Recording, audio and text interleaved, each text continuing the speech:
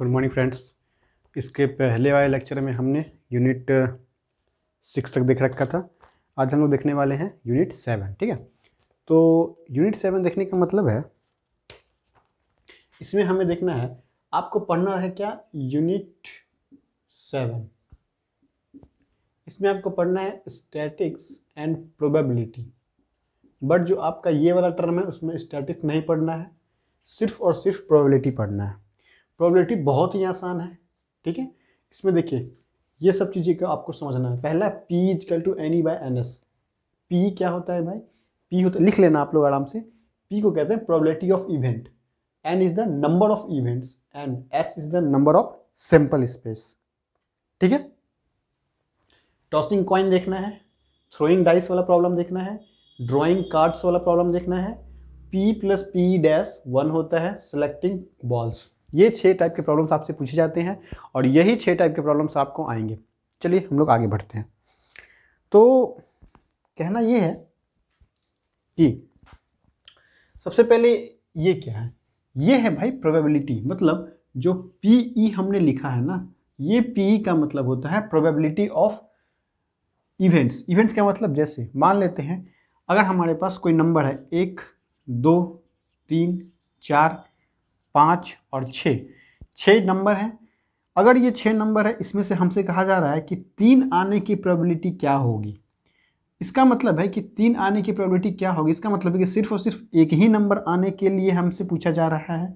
तो हम कहेंगे नंबर ऑफ इवेंट्स, मतलब NE, नंबर ऑफ इवेंट्स कितने हो जाएंगे? 1 का मतलब सिर्फ एक नंबर के बारे में बात किया जा रहा है।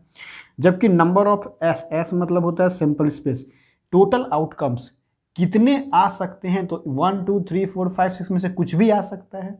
जब कुछ भी आ सकता है तो जितने आ सकते हैं, कितने आ सकते हैं? 3 3 6 में से कुछ भी आ सकता है, इसको ये कह देंगे। तो 3 आने की प्रोबेबिलिटी हो जाएगी 1/6 NE बाय NS। यही होता है प्रोबेबिलिटी। हमसे कहा जाएगा भाई प्रोबेबिलिटी बताइए। ठीक है, मतलब इवेंट्स जो है, इवेंट्स क्या है कि इवन नंबर। इवन नंबर मतलब 6 तक दिया हुआ है और इवन नंबर आने की प्रोबेबिलिटी क्या होगी। तो सबसे पहले हमें देखना होगा कि इवेंट्स, इवन नंबर है तो इवन नंबर क्या क्या है? 2 है, 4 है, 6 है। मतलब इवन नंबर 2 है, 4 है, 6 है। बट हमसे पूछा जाए what is the number of event, तो नंबर मतलब n से डिनोट करेंगे। नंबर ऑफ इवेंट्स, कितने इवेंट्स है भाई? 1 2 3, तीनों में से कोई भी आ जाए हमारा काम बन जाएगा। तो हमारे पास नंबर्स बोले तो 3 है, 1 2 3। और NS कितना है? NS तो हमेशा फिक्स रहेगा, 6 मतलब 6 में से कुछ भी। जो आ सकता है वो सब के सब NS बनता है, जो हमें लाना है वो सब के सब NE बनता है। और NE बाय NS कर दोगे तो वही इसका प्रोबेबिलिटी हो जाता है। तो प्रोबेबिलिटी काट दोगे तो 1/2, ये आपका प्रोबेबिलिटी हो जाएगा। अब एक चीज़ और ज़रा ध्यान से देखना, ये तो नंबर ऑफ इवेंट्स हो गया, इवन नंबर हो गया। अगर मैं बोलूँ ई डैश का मतलब ई का उल्टा, तो ये क्या होगा? Not even. क्लियर है? Not even. तो जरा एक बात बताओ कि या तो इवन नंबर आएगा इसमें से या तो नॉट इवन आएगा। तो नॉट इवन कौन कौन सा है? 1 है, 3 है, 5 है, 1 है, 3 है, 5 है। क्लियर है? तो नॉट इवन, अगर प्रोबेबिलिटी ऑफ, मतलब अगर मैं बात करूं number of not even, not even मतलब ई डैश हो गया। तो नंबर कितने हो जाएंगे? 1 2 3, तो ये हो गया 3। तो हम बोलेंगे probability of E dash. E dash का मतलब कि इवन नहीं हो, तो क्या होता है? N E dash by N S. तो एन ई डैश कितना है? 3। तो 3 और एन एस तो हमेशा कितना होगा? 6। तो हो जाएगा 6, तो इक्वल टू 1/2। तो कहने का मतलब अगर आप PE देखोगे, मतलब आने वाला, और PE डैश नहीं आने वाला, या तो आएगा या तो नहीं आएगा, या तो आएगा या तो नहीं आएगा, या तो इवन नंबर आएगा या तो इवन नंबर नहीं आएगा। अगर मैं दोनों की बात कर दूं, इसका मतलब है कि हाँ कुछ ना कुछ तो होगा। तो दोनों की प्रोबेबिलिटी होती है 1। ठीक है, अगर मान लो आपसे पूछा जाएगा इवन नंबर और नॉट इवन नंबर, तो इवन नंबर का ये और डैश लगा देंगे, उसका उल्टा हो जाएगा, दोनों की प्लस कर दोगे तो 1 हो जाएगा। देखो ये कितना है? 1/2 ही तो आया है। देखो 1/2, यह भी 1/2 आया है, दोनों मिलके 1 हो गया। इसका मतलब ये चीज़ वही कह रहा है। ठीक है, ये दोनों चीज़ हमने समझ लिया। अब आते हैं टॉसिंग। ये दोनों चीज़ हमें हर केस में देखना है। टॉसिंग वाला जो क्वेश्चन है कैसे पूछा जाता है जरा देख लेते हैं हम लोग।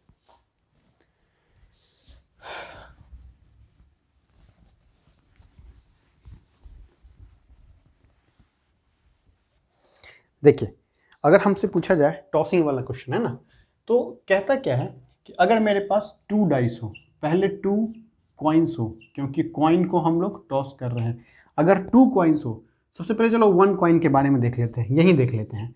अगर हमसे पूछा जाए कि 1 कॉइन हो, अगर सिर्फ और सिर्फ 1 कॉइन हो, अगर हम उसे टॉस करेंगे या तो हेड आएगा या तो टेल आएगा, दोनों में से कुछ भी आ सकता है। तो अब हम कहेंगे इसका नंबर ऑफ सैंपल स्पेस कितना है। सैंपल स्पेस का मतलब क्या क्या आ सकता है, तो यहाँ पे क्या क्या आ सकता है, हेड और टेल में से कुछ भी आ सकता है। तो 1 और 2 नंबर की बात कर रहे हैं तो 2 हो जाएगा। हम पूछेंगे कि भाई एन ई क्या है, हेड आने की प्रोबेबिलिटी, मतलब हेड आने की प्रोबेबिलिटी कितनी है, तो देखेंगे इसमें से कितना हेड है, तो सिर्फ एक ही हेड है, तो नंबर की बात करेंगे तो एक ही हेड है, इसका मतलब 1 हो जाएगा। और जहाँ भी पी ई की बात करेंगे, मतलब ई का मतलब हो गया प्रोबेबिलिटी ऑफ हेड, मतलब प्रोबेबिलिटी ऑफ अकरिंग हेड, ठीक है। तो हेड मतलब N E by N S, तो एन ई कितना है 1, इसी को तो एन ई कहेंगे ना, 1/2, 1/2 क्या हो जाएगा इसका आंसर। 2 कॉइन्स को अगर हम टॉस करेंगे, एक साथ टॉस कर दें, तो क्या क्या आ सकता है, हेड हेड, दोनों पे हेड आ जाए, या फिर टेल टेल, दोनों पे टेल आ जाए। ये पहला पे हेड आए दूसरा पे टेल आए, या पहला पे टेल आए दूसरा पे हेड आए, इसके अलावा और कुछ तो नहीं हो सकता, नहीं। तो इसका मतलब जब दोनों को एक बार टॉस करेंगे तो हम कहेंगे यही तो हमारा सैंपल स्पेस बन गया। तो अगर हम नंबर ऑफ सैंपल स्पेस की बात करेंगे तो कितना आएगा, 1 2 3 4, यही चारों में से कुछ ना कुछ आ सकता है हमेशा। तो इसका मतलब नंबर ऑफ सैंपल स्पेस 4। अब यहाँ से क्वेश्चन राइज होता है कि आपको प्रोबेबिलिटी निकालनी है, किसकी प्रोबेबिलिटी निकालनी है, 1 हेड की प्रोबेबिलिटी निकालनी है, ठीक है। दूसरा क्वेश्चन बनता है प्रोबेबिलिटी ऑफ 2 हेड की प्रोबेबिलिटी निकालनी है। तीसरा क्वेश्चन बनता है प्रोबेबिलिटी ऑफ एटलीस्ट 1 हेड आ जाए। इसी तरह से टेल का भी केस बन जाएगा। तो अब जरा ध्यान से देखो, यहाँ पे इवेंट्स अलग अलग हो जाएंगे, ठीक है। इसके लिए N E by N S तो होगा ही, ठीक है, N E by N S सबके लिए वही होगा। इसके लिए इवेंट क्या होगा, 1 हेड इवेंट होगा।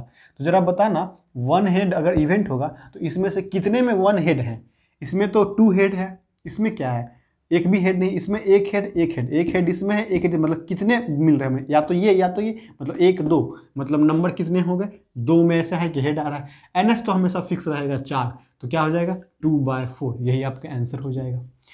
2 हेड का मतलब 2 हेड होने चाहिए, इसमें 2 हेड है क्या, नहीं, इसमें नहीं, इसमें नहीं, इसमें 2 हेड है, हाँ, सिर्फ और सिर्फ एक ही केस ऐसा है जिसमें 2 हेड आ रहे हैं। सो नंबर ऑफ इवेंट्स की बात करेंगे तो सिर्फ एक ही इवेंट ऐसा है, तो 1/4, 4 क्यों, क्योंकि N E by N S. At least 1 head, at least 1 head का मतलब होता है कम से कम एक हेड हो, तो अधिक से अधिक तो कितने भी हेड हो सकते हैं, तो कम से कम एक हेड, तो हाँ कम से कम एक हेड इसमें दिख रहा है, कम से कम एक हेड इसमें दिख रहा है, कम से कम एक हेड हो, क्या इसमें एक भी हेड है, इसमें एक भी हेड नहीं, ये नहीं लेंगे, कम से कम एक हेड, अधिक से अधिक कितना भी हेड हो, अधिक से अधिक 2 हेड 3 हेड कितने भी हो, इसमें कम से कम एक हेड है, हाँ हमें एक हेड से मतलब है, तो ये भी काउंट होगा, तो 1 2 3, तो यहाँ पे कितने हो गए नंबर ऑफ इवेंट्स 3, और डिवाइड में 4 तो हमेशा होगा। क्लियर है, इस तरह से हम लोग करते हैं, क्लियर है। ये आपको टॉसिंग कॉइन वाला क्वेश्चन ऐसे किया जाता है, उससे क्वेश्चन करवाएंगे, उसके बाद आपको सब समझ में आ जाएगा। नोट करिए इसको, दिख रहा होगा मेरे ख्याल से आप लोगों को। चलिए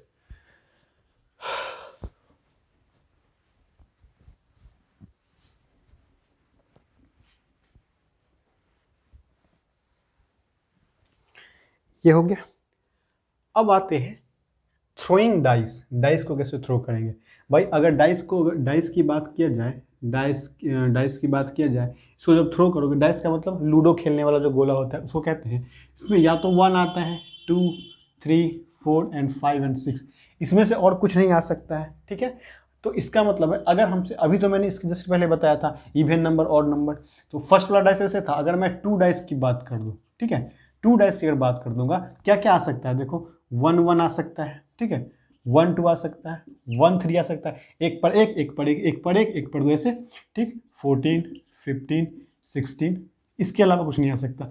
अब यहाँ पे 2 1 आ सकता है, 2 1 22 23 24 25 26, या फिर 3 1 आ सकता है, 32 33 34 35 36, या फिर 4 1 आ सकता है, 42, 43, 44, 45, 46, या फिर 51, 51, 52, 53, 54 एंड 55 एंड 56 एंड 61, 62, सॉरी 62, 63, 64, 65, 66। इसके अलावा कुछ नहीं आ सकता है। काउंट करोगे तो यहाँ से 3 3 6 और यहाँ से 3 3 6, मतलब अगर कुछ भी हो जाए तो 2 डाइस को अगर थ्रो करोगे तो एक पढ़िए एक पढ़िए एक पढ़िए एक पढ़िए, ऐसा करके टोटल कितने बने, तो number of simple space total 36 बन गए। काउंट कर लो 36 हो जाएगा। ठीक है, चलिए अब हमसे कहा जाता है प्रोबेबिलिटी निकालिए, मतलब इवेंट कह दिया जाता है कि भाई जो सम है ना, जो सम है, या फिर ऐसे कर लो जो डिफरेंस है वो ऑड नंबर होना चाहिए। इसका मतलब है कि जो जितना जितना डिफरेंस है उसका हमें नंबर निकालना पड़ेगा, डिफरेंस ऑड नंबर हो। हमेशा ऐसे सजा देना, ये हमेशा आपको डायगोनल मिलेगा, चाहे ऐसे डायगोनल मिलेगा चाहे ऐसे मिलेगा, कोई भी क्वेश्चन पूछेगा इस तरह से मिलता है। सम डिफरेंस क्या हो, ऑड नंबर हो। देखो 1 0 0, ये 0 डिफरेंस होगा। डिफरेंस का मतलब दोनों में से माइनस कर दो, तो 2 और 1, 2 - 1 कितना होगा 1। तो हाँ, ये वाला ऑड नंबर है। चलिए आगे बोलिए, ये ऑड नंबर है क्या? हाँ बिल्कुल ऑड नंबर है, सॉरी इवन नंबर है ये। 4 1 ऑड नंबर है। 3 is a odd number, yes. 5 1 4 हो जाएगा, ये 5 हो जाएगा, यस ये भी ऑड नंबर है। चलिए अब फिर से ऑड खोजिए आप। देखिए आप ध्यान से देखिएगा, ये तो 0 हो जाएगा, यहाँ डिफरेंस ऑड है 2 1, यहाँ भी डिफरेंस 1 है, मतलब ये पूरा का पूरा डायगोनली आपको मिल जाएगा। ठीक है, अब देखो ये वाला, देखो ये वाला, ये मिल गया। अब देखो ये वाला, तो मतलब 1 2 3 4 5 6 7 8 9, 9 इधर और 9 इधर भी मिलेगा आपको। देखो ये देखो डिफरेंस 5, इसमें डिफरेंस देखोगे, सॉरी इसमें डिफरेंस देखो तो 4 हो जाएगा। इसमें देखो 3 का difference, 3 difference 3 is a odd number. ठीक है, यहाँ हो गया। अब देखो ये 1 का डिफरेंस, 1 का डिफरेंस, 1 का डिफरेंस, 1 का डिफरेंस, ये हो गया 1 का डिफरेंस, 1 का डिफरेंस। तो 3 2 5, 5 3 8 1 9, 9 इधर 9 इधर 18, यानी कि 18 ऐसे केसेस हैं जो यह भी आ जाएगा तो मेरा डिफरेंस ऑड नंबर, यह भी आ जाएगा डिफरेंस ऑड नंबर। तो टोटल सम करोगे तो 18 तो ये आ गया, बट पी निकालना है ना, तो प्रोबेबिलिटी क्या होगा N/Ns, मतलब 18/36।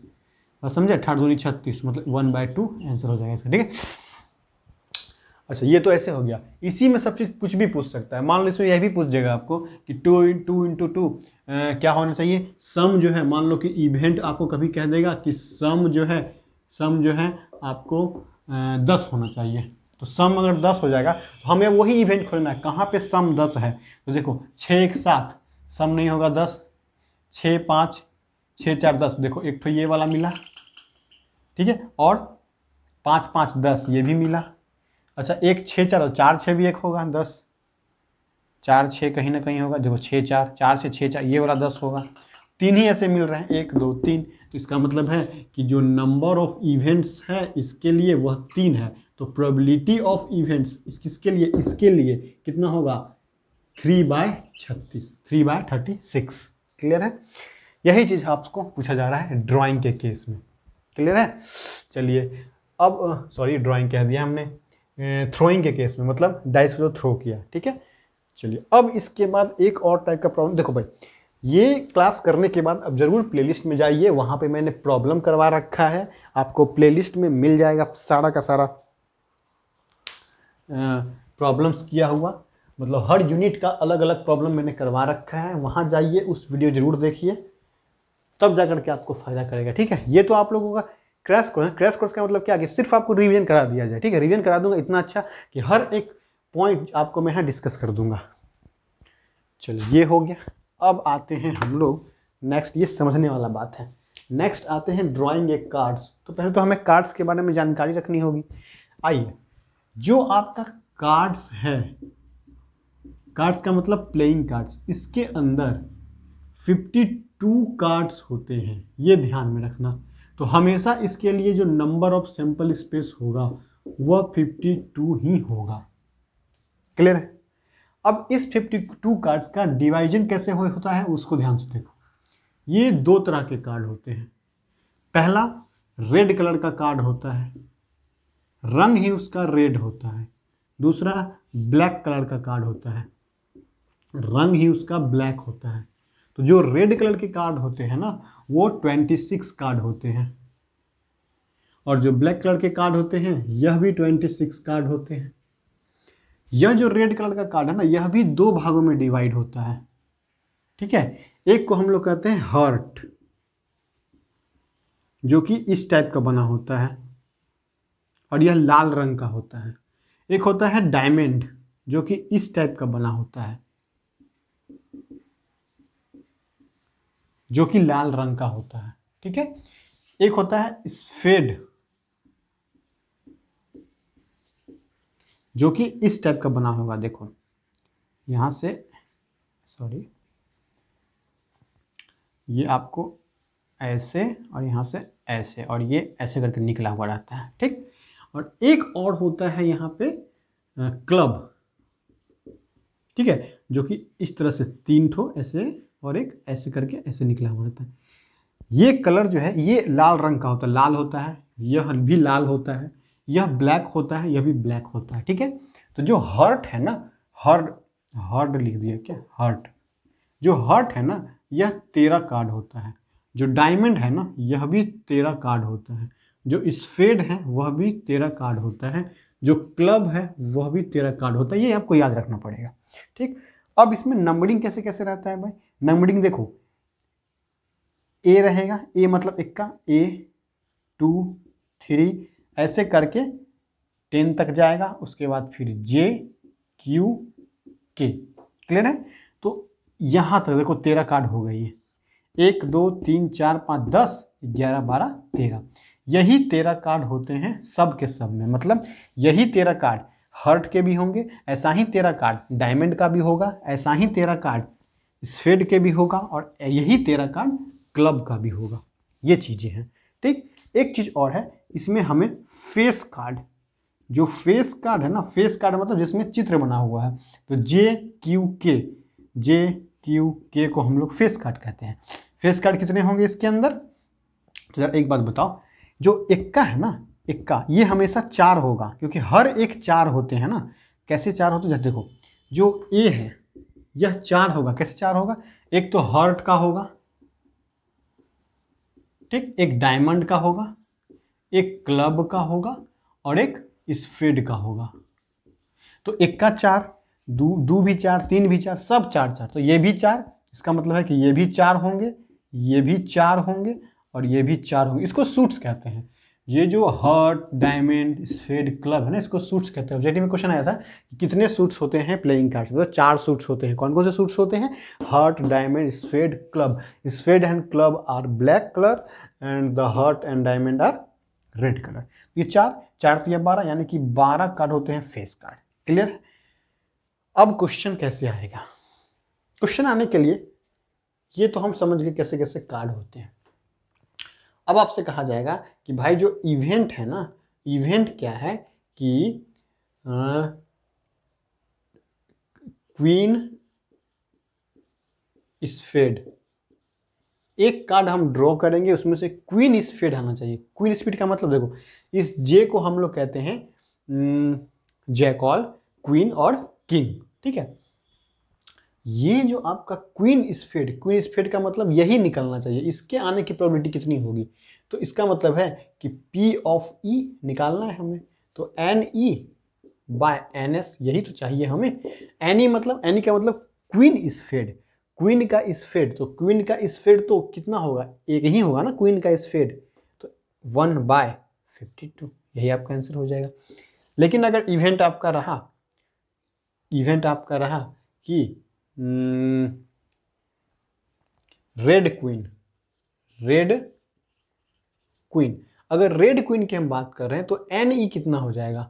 अब कितने रेड क्वीन होंगे इसके अंदर, तो रेड क्वीन, इसका भी रेड क्वीन होगा, इसका भी रेड क्वीन होगा, एक रेड क्वीन इसका भी, एक रेड क्वीन, रेड मतलब लाल रंग का, और क्वीन होना चाहिए, तो क्वीन हर्ट का हो चाहे डायमंड का हो, दोनों तो रेड ही हो जाएंगे। और क्वीन तो दोनों के अंदर आएगा, तो एक यहाँ से एक यहाँ से 2, तो इसका मतलब एन ही हो जाएगा 2, तो पी क्या हो जाएगा 2/52, यही आंसर हो जाएगा। बस खाली ये चीज़ आप समझ गए तो समझ जाओ कि आपका प्रोबेबिलिटी पूरा का पूरा बन जाएगा। क्लियर है? चलिए इसको नोट कीजिए, उसको फिर हम लोग सिलेक्टिंग ए बॉल्स वाला देखते हैं।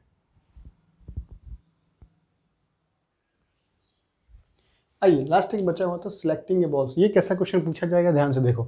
हमसे कहा दिया जाएगा एक बॉक्स है, इस बॉक्स में 4 रेड बॉल हैं, 2 ब्लैक बॉल हैं और 5 ग्रीन बॉल हैं। कह रहा है कि जो इवेंट है ना, वह क्या कह रहा है कि वन बॉल को ड्रॉ कीजिए, इस तरह से ड्रॉ कीजिए कि जो बॉल है वो रेड कलर का हो। तो एक बार बताइए एनी कितना हो जाएगा? हमें तो सिर्फ एक बॉल लेना है और भी रेड कलर का। तो रेड कलर का बॉल कितना है 4, तो चारों में से कोई एक निकल जाए, है ना। तो चारों में से कोई एक निकल जाए तो कितना हो जाएगा 4, क्योंकि रेड बॉल 4 है। और डिवाइड में क्या एनएस ही तो होता था। अच्छा एनएस क्या होगा? एनएस मतलब कितने बॉल निकल सकते हैं। तो ये सब में से कुछ भी निकल सकता है। तो 5 4 9 10 11, तो 11 में से कुछ भी निकल सकता है। बस यही टाइप का क्वेश्चन आपसे पूछा जाएगा और कुछ नहीं है। ठीक है, ये आपका है ड्राइंग कार्ड से। अब ये तो थ्योरी मतलब रिमाइंड हो गया, रिवाइज हो गया आपको। अब इसके बाद प्लेलिस्ट में जाइए, वहाँ पे आपको इसका प्रॉब्लम करवाया है मैंने, हर एक टॉपिक का प्रॉब्लम मैंने करवा दिया है। आपका फर्स्ट टर्म के लिए सीबीएसई में जो भी ज़रूरत था वो मैंने आपको बता दिया है। अब इसके बाद अभी आपका काम पूरा नहीं हुआ है, इसके बाद फिर आप जाइए और पेन और पेपर लीजिए। कम से कम ये तो आप मोबाइल में देख भी सकते हैं। पेन और पेपर लीजिए और प्लेलिस्ट में जाइए, वहाँ पे आपको प्रॉब्लम्स मैंने करवा रखा है, उस प्रॉब्लम्स को ज़रूर कीजिए। क्लियर है? चलिए।